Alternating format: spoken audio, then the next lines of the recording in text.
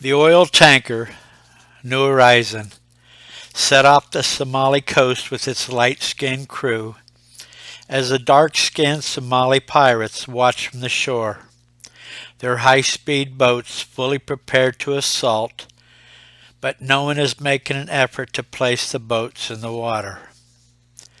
These pirates are not preparing to board this treasure that is traveling along its shore to hijack or even ransom. There are no crew members aboard that they want to become acquainted, because word has leaked out that this crew wasn't embarrassed to fight back. In fact, there were crew members that were wishing to repel boarders, literally putting the little black guys in the sea. Let the other countries be afraid. Unfortunately, a confrontation this close to Africa wasn't in the plans. The undercover CIA operative standing amongst the pirates is not any better, because he cannot make a report if there isn't any action. He cannot tell Virginia that something is going on with the Somalis if all they do is stand on the beach and vegetate. He knows that the next tanker will be targeted, but not this one, because this crew has automatic Kalashnikov rifles, or AK-47s as they are commonly called.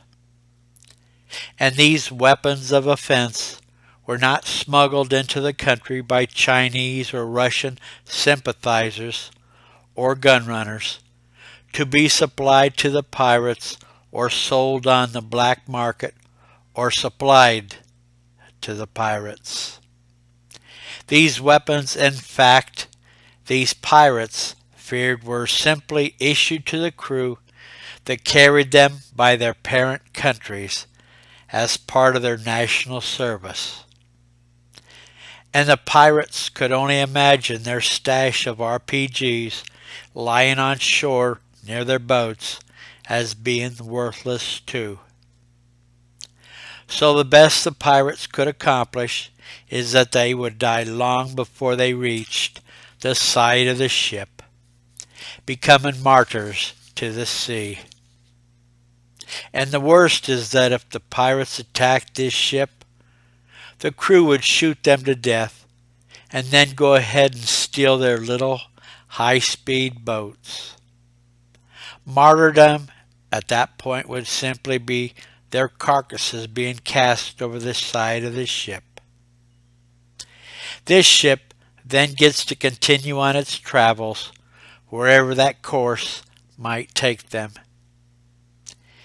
In the meantime, the crew of this big ship is described as wearing African garb familiar to the region they've entered. But their swaggers were more reminiscent of European influence, and this was more distinct because of the whitish complexion of their bodies, a complexion achieved in a northern country and not a country in Africa. Their garb, though, was changed at other times, as they arrived at new ports where someone would see them only for the first time. So for all intents and purposes, there was nothing out of place. But which port it was journeying, it was still a mystery. Other CIA types situated around the African continent also watched the tanker as it visited several African ports. But the suspicious nature of its activity wasn't very hidden, because they didn't load or unload any petroleum.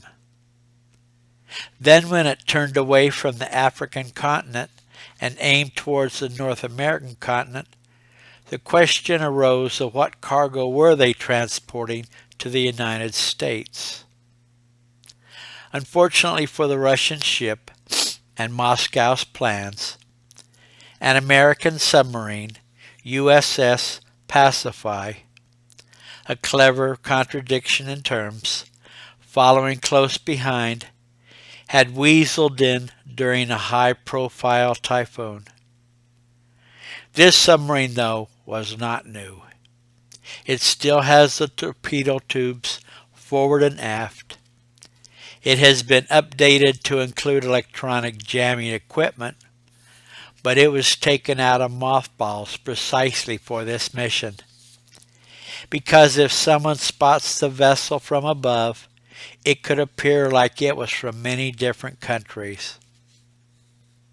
One ship, one submarine, two enemies. The ship, though, is a converted oil tanker housing numerous ballistic missiles. The submarine, which doesn't have missiles, will simply follow the big ship to whatever destination intended, but it is not a tit-for-tat measure, because its armament cannot target the European continent if the need arose. Nevertheless, in the event this big ship being shadowed stops for any reason in international waters, the submarine hidden in the ship's wake will target this aggressor. No questions asked. If both ships stop, they will simply become gigantic bombs. How much destruction would take place only depends on their location at the time of detonation. The two ships' cover is excellent, but not secret, even though the bigger ship appeared to come out of the port of Latakia in Syria, making several trips between ports, but never actually dispensing a delivery. Neither ship, though, has any communications with their headquarters other than in maritime traffic. They could talk to each other over short-range transceivers if necessary, but there is no compelling reason that could come to mind. Enemies do not need to talk during a skirmish, and in the middle of an ocean it is a skirmish. But once either ship arrives at the opposing shore, it is a war. The Russians believe there is no reason to fail in their mission because America's leadership has disappeared into a period of acrimony. And even if they did recover in time, it would be too late because key targets would have been destroyed and their leaders will fall all over each other trying to figure out who's to blame. Once the damage is done, inner conflict will begin with the Tea Party, Republican and Democratic radicals, KKK, Black Panthers, and others trying to wrest control of America's future.